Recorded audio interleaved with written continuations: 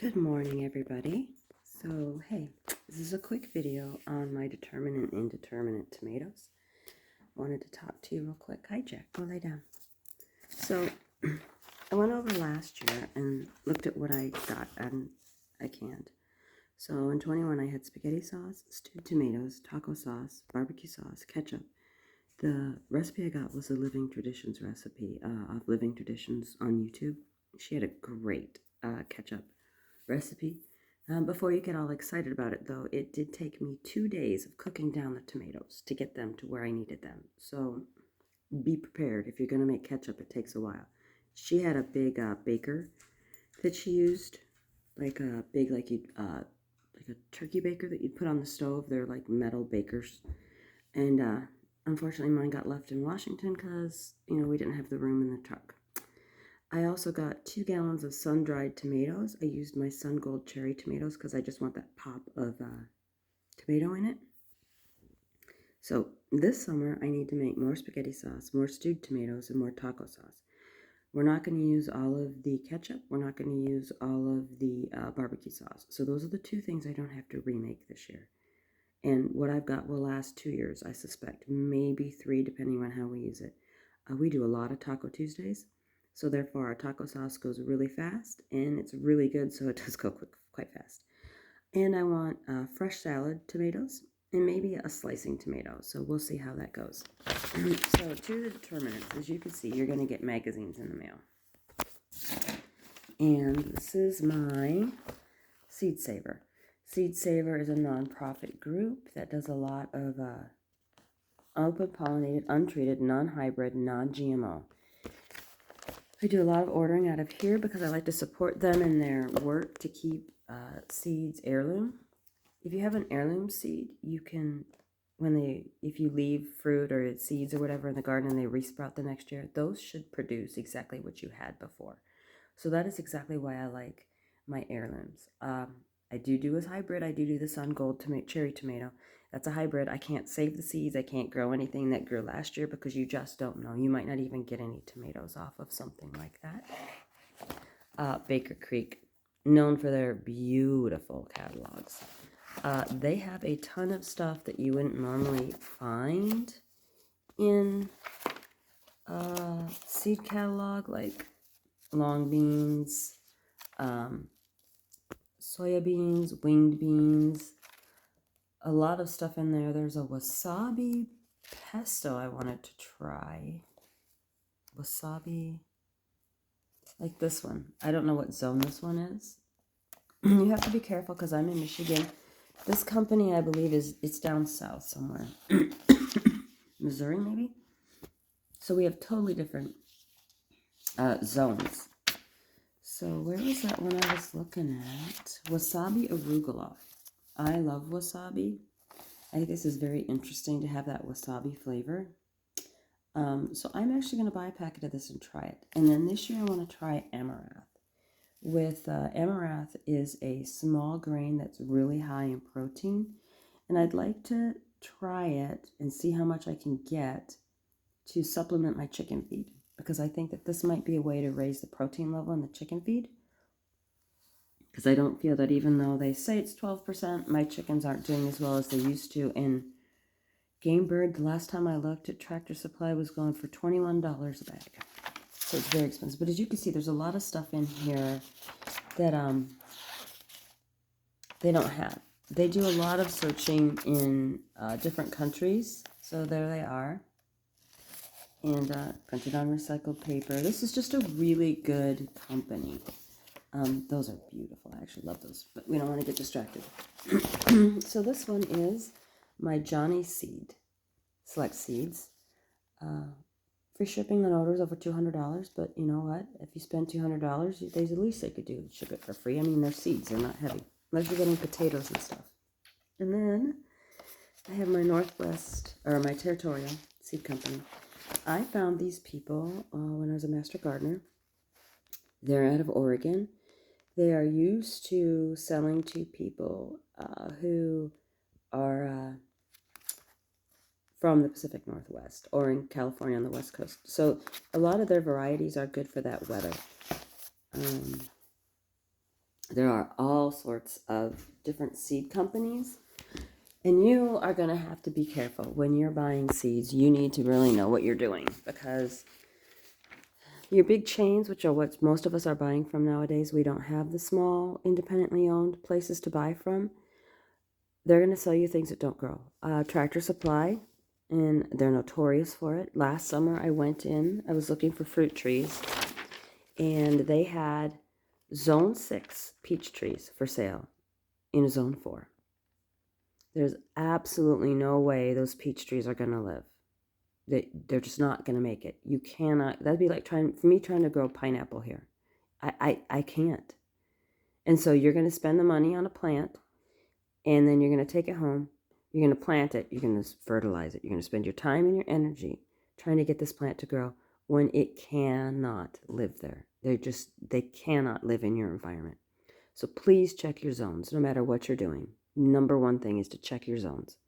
And then do a realistic check on how much time and energy you want to spend for gardening. When I was doing consulting for gardening on the West Coast, a lot of people who wanted to eat organically, wanted to have big gardens. And then when I asked them, well, how much time do you have to dedicate to your garden? And they looked at me like I was crazy. I'm like, you want to spend, a couple hours a day? Do you want to spend half an hour a day? Do you want to spend half an hour a week? And most of them did not want to spend more than an hour in the garden a week. And I'm like,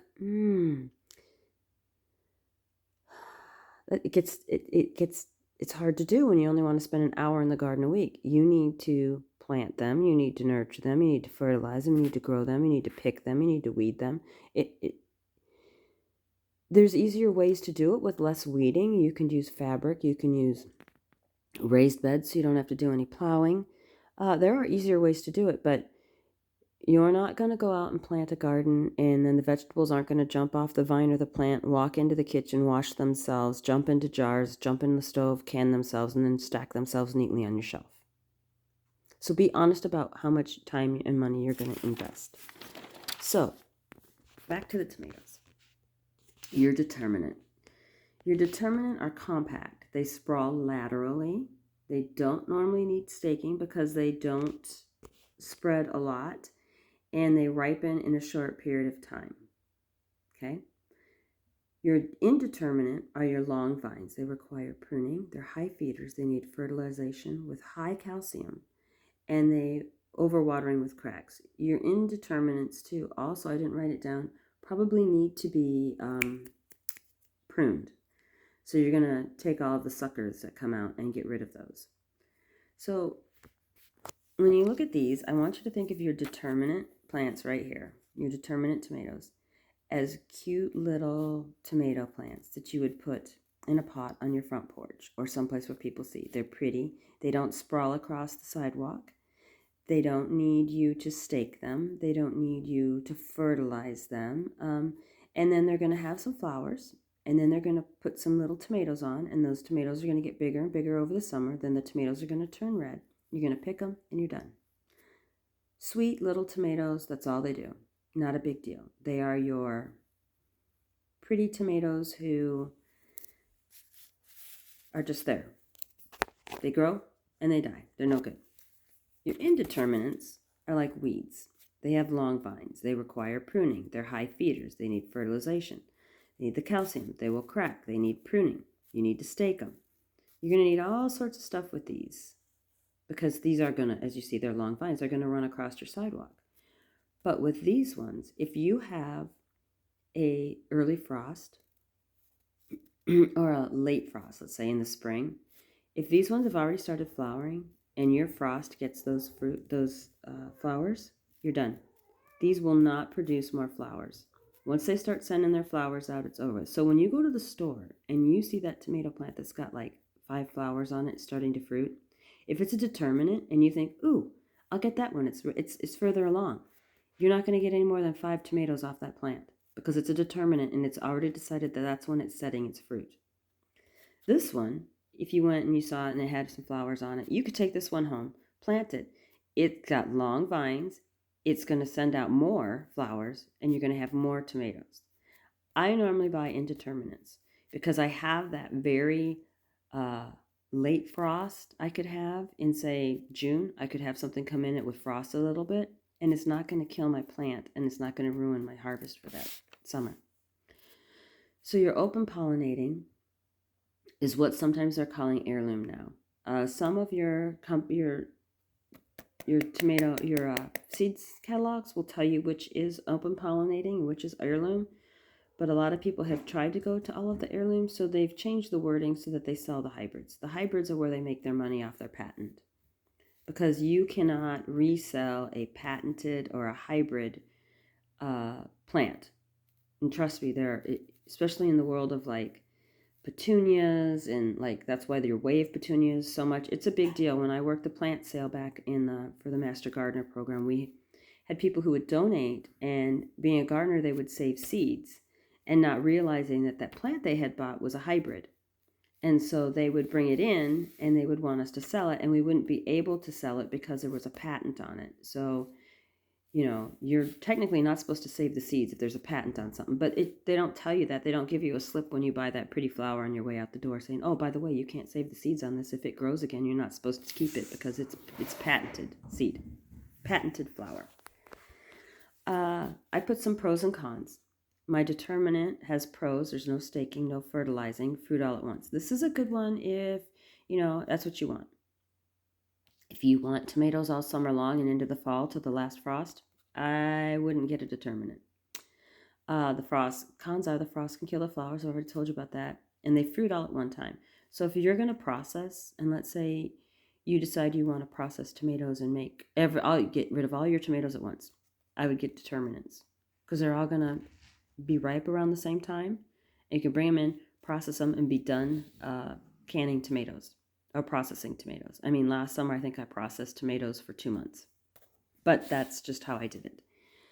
Indeterminate doesn't fruit all at one time. A late frost is not going to kill this off. And in the pros, if you look up here, I had that as a con and a pro, because last summer we didn't have an early frost in the winter until November. It was almost hunting season. And so it was really interesting because the neighbors tore out their garden, and I didn't because I was keeping an eye on the weather. And I tend to let my garden get frosted and die, and then I go out and harvest it. It's just easier for me, and it's easier for me to save seeds. So I didn't, and I was actually eating out of the garden 2 to 3 weeks later than everybody else in the area because I didn't tear mine out early, waiting for that early frost. Cons are this one needs fertilization, it needs support, and it needs pruning. You're going to have to prune the suckers out of this one. So that's the sad part about it. So we already went over, figure out what you want to do with your tomatoes, why you want your tomatoes. So write down what types you want. Now you can have cherry tomatoes, you can have bigger tomatoes, they've got the grape tomatoes, cherry tomatoes, slicing tomatoes, medium-sized tomatoes, paste tomatoes, and I normally get paste tomatoes for as you can see, for my spaghetti sauce, my stewed tomatoes, and my taco sauce. So if we go through here, Northwest, this territorial seed pack's got a lot of good stuff in it. So these are all heirloom right here. These ones you could save all the seeds. So this one's 85 days. Now this 85 days is from transplanting. It is not from when you put the seed in the ground. So I normally go for a shorter growing season, 60 to 65 days. Is this one determinate? Indeterminate. See, this would be a good one for me. First of all, it's got a short growing season because it's cold where I live. I'm in a zone 4. It's an open pollinator, so I don't have to worry about any of that. See, and look, it says cold tolerant, ripened to sweet red, slightly oval, 2-inch fruit. They're not too big. High marks for taste.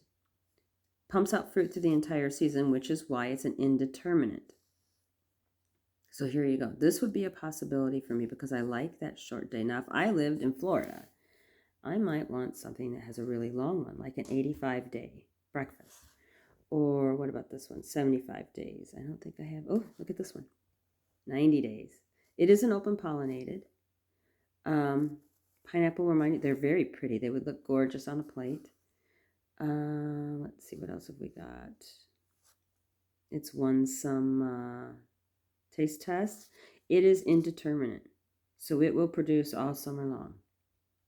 That's not going to be a short one. If I don't want to have to take care of one that's going to do a lot of stuff, I don't want that one. Let's see if I can find you. Oh, how about this one? This one is a semi-determinate. This is a storage tomato. It'll keep for 3 months. This might be a great one. Oh, I forgot to put on there. I have green tomatoes frozen for fried green tomatoes through the winter. It will ripen before the first frost. Put in a carry-out nursery flatter position on newspaper in the shelf, arranged in a single layer. So let's say you want to have fresh tomatoes for 3 months. So you could actually have for Christmas, think about it. You could have fresh tomatoes instead of buying them at the store for God knows how much they're going to cost next Christmas. You could have these. Now this might be a interesting variety, but then look here, we got F1V. So your F1 means this is an heirloom. So you're going to have to continue to buy this one every year. But that's not a bad idea. I might actually try this one just because I'd like the idea of having some in storage instead of having to can them all. Golden Treasure, indeterminate vine. See how they look like? Did you know that if you lived in the tropics, tomatoes are perennial there? If you live in the tropics, you could have tomato plants that grew forever. And you would never have to replant them. You could just have tomatoes whenever you wanted. Go out and pick them. I just think that's amazing. So anyway, like you've got cocktail tomatoes. You've got, look at those ones. They're just beautiful. I mean, the tomatoes have come. So here's the sun gold. I bought those ones. And the paste tomato. San Marzano. I actually grew these last year. Loved them. They were awesome. They produced a lot. And I'm going to grow them again. I am waiting to get a couple of different things, and I think I saw up here in my Baker's Creek, there was one I wanted to try. That was Baker's Creek. They've got recipes. They've got all sorts of stuff in here. I mean, they're just green tomatoes, orange tomatoes. You know, if you were selling for market, I mean, there are some that would be really good. See, now this is beautiful. I don't like this because I know mine would get covered in dirt and it'd be hard to clean. But if you were selling for market, you could find some restaurants that would probably really, really like these interesting tomatoes. Look at this one. Hardly any seeds. That'd be a great paste, spaghetti sauce tomato. I just love these colors. I love how they have purples and they're just, you know, I know you're not supposed to have that many tomatoes. These ones. I want to try these ones this year. Black strawberry tomato. So they're 60 days, so that's short. I like that. TP, best tomatoes we've tried. You get 10 seeds for $4, so be careful with your seeds. They're short. They're little ones. They're a hint of a grape and plum. I want to try something that I think would be really pretty sitting on a salad. These ones are gorgeous. I love these too. When I do my storage thing on potatoes, we'll talk about potatoes and some of the they've got different colors for potatoes too. And I still have to do my interesting one on long day and short day onions. So we need storage potatoes and onions. So I think I covered everything I wanted to cover. If you have any questions, just simply jot them down below in the comments, and I will look and see if you have any questions and try and reply to you. So sit down, figure out what you need for your garden and what you want. What do you want to eat? Don't grow stuff you're not going to eat. Just don't even do it because it's not going to help you at all growing stuff that you won't eat. You're just going to waste your money and your resources. So figure out what you want and try it. Try a couple this year. Just try one if you live in an apartment, stick it in a 5-gallon jug on your balcony. I grew tomatoes in our apartment in round, 5-gallon plastic pots I got from the store. Mina, say goodbye. Hey, say goodbye, Mina. Oh, she's going to be stuck up now. Okay, we'll talk to you later.